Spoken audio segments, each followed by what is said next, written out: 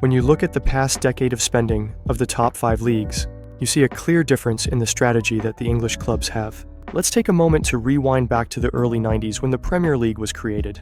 This was a time when football was just beginning to transform into the commercial juggernaut we know it to be today. Since then, the revenues that football clubs have been able to generate have skyrocketed. They've managed to rake in substantial income from diverse sources such as matchday sales, broadcasting rights, sponsorships, and other commercial revenues. One of the most significant revenue streams for the Premier League has been the broadcasting rights. Recently, the Premier League struck a deal with Sky and TNT Sports for a whopping £6.7 billion. This astronomical figure is a testament to the immense global pulling power of the Premier League. However, this financial prosperity is not universally shared across all football leagues. Take France's Ligue 1, for instance. They're grappling to meet the minimum valuation set by their league for their TV rights, which stands at €1 billion.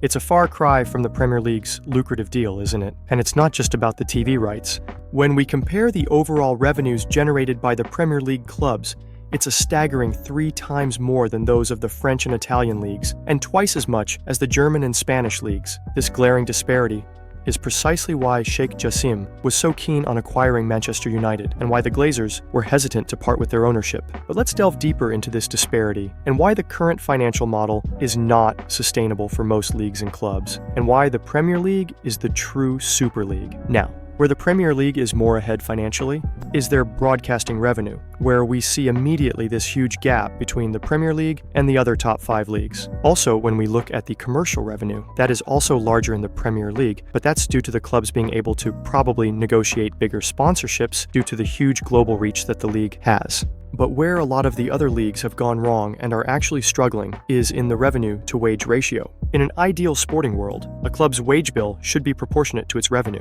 However, in League 1, the scales are tipped dangerously towards the wage side.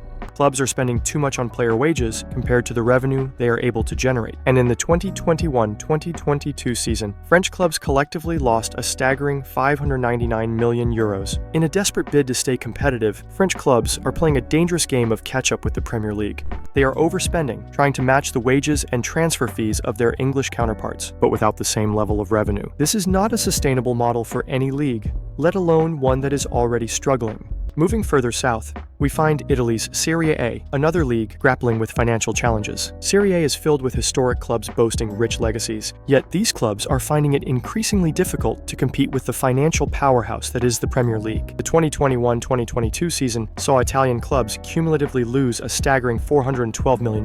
The fiscal disparity is glaring, and the Italian clubs, much like their French counterparts, are caught in a precarious dance of trying to keep up with the Premier League's spending prowess. Consider this scenario.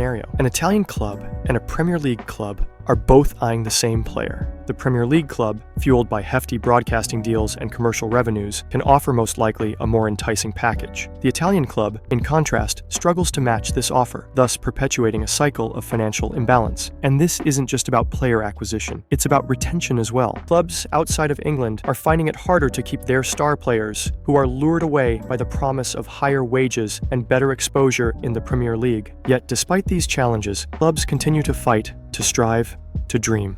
They understand that their spending power may not match that of the Premier League, but they refuse to be overshadowed. But it's important to remember that football isn't just about money, it's about passion, determination. But with all these financial disparities, could we argue that the Premier League is the actual Super League?